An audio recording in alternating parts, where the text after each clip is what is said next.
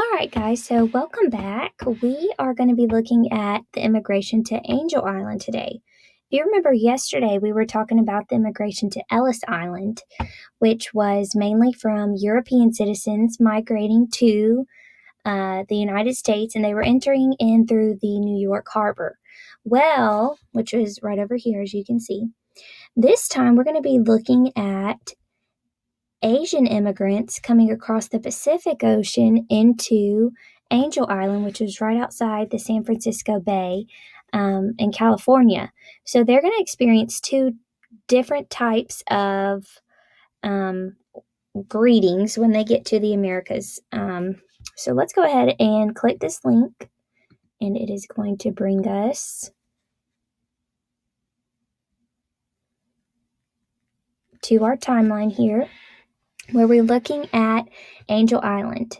All right, it says on the West Coast, Asian immigrants were processed at Angel Island, often called the Ellis Island of the West because it's on the western side of the United States.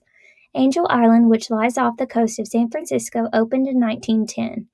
Although the Chinese Exclusion Act of 1882 restricted immigration, 175,000 Chinese came through Angel Island over a period of 3 decades, that is 30 years. They were overwhelmingly the main group processed here.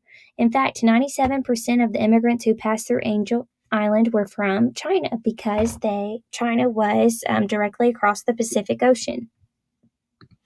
So we're going to look at someone's personal experience here, Lai King Wong, and her story of immigrating into the United States through Angel Island. She was 7 years old when her whole life changed. Her father decided to move his family from a small village in China to the Chinatown in Oakland, California.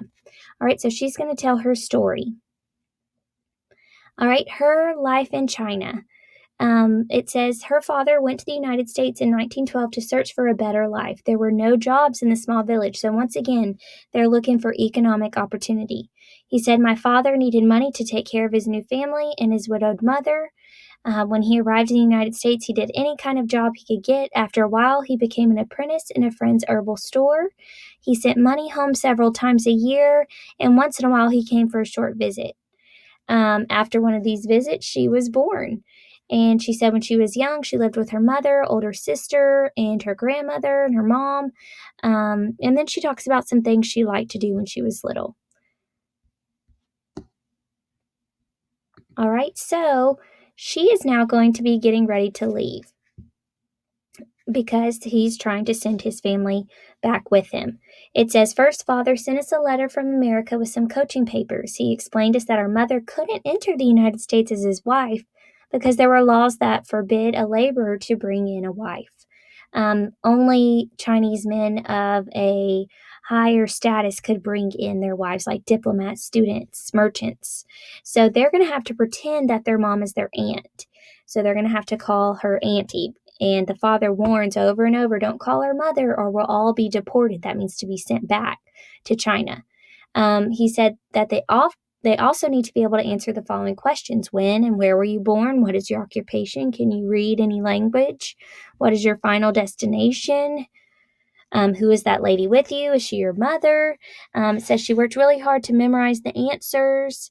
So finally, they get to leave. All right, they said they felt sad to leave their friends and neighbors, but they were excited. She gave away all the furniture, clothes, utensils, and so they gave away everything. And it says everyone thanked them. And in 1933, only a few Chinese were allowed in because of the Chinese Exclusion Act. Only 4,928 Chinese were allowed to immigrate between 1931 and 1940. Compared to the 339,570 immigrants from the United Kingdom and Europe. So they were obviously letting more people in from Europe and less people in from Asia. So it kind of brings the thought to you, okay, were they just trying not to allow too many immigrants in, or were they discriminating against the people from Asia? That's something to think about. Okay, so she said her father was able to get them 4 spots, and it was a miracle. So now they know they're going to have to get there. So first they have to go through Hong Kong. They stayed in a hotel, which was really nice. They take the long journey and finally they arrive at Angel Island. It says we sailed for 19 days across the Pacific Ocean. So that's going to be more like 3 weeks versus the 2-week travel time from Europe to the United States. They landed in San Francisco and they were transferred to a ferry to go to Angel Island. And it says it is an estimated that 175,000 Chinese immigrants came through Angel Island. Immigrants from Korea, the Philippines, and Japan also came through Angel Island, though they were usually not detained as long as the Chinese were. Okay.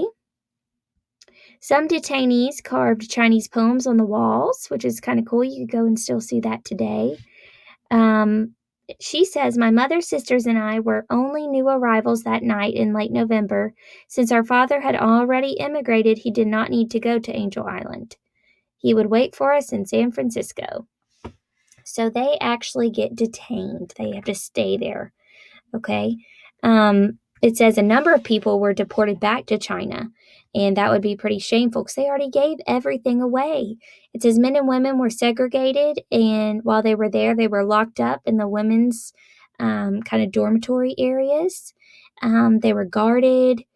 They could, because they were not supposed to escape. It says each day we sat and waited to be called for our immigration interview. The waiting was nerve-wracking. There wasn't anything to keep us occupied. They were very bored. Each day they were escorted to the dining area and they were able to eat Chinese food, rice, meat, and vegetables. But they were not treated kindly. The officials seldomly smiled or acknowledged them. After a week, we had our immigration interview. They were all questioned separately. Mother was questioned for 1 day. My older sister was questioned for half a day, and she was questioned for 2 hours. Their father had to make the trip, taking the ferry to Angel Island, where he was questioned for 2 days. We didn't even know he was there until later because we had no way to communicate with them. Finally, they were released, and they were so relieved, and they get to run and go see their father, and so they're able to grow up. So as an immigrant growing up, it says they were able to attend American school, learning English. It says overall that they had a pretty good experience, that their father's going to end up opening his own Chinese restaurant business. So for Lee Wong here, she had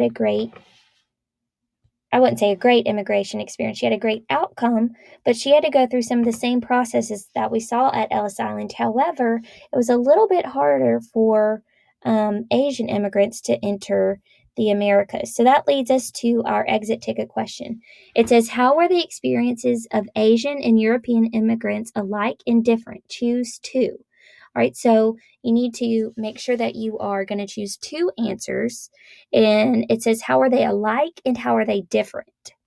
All right, so I want you to choose those 2 by highlighting them on your exit ticket that is attached.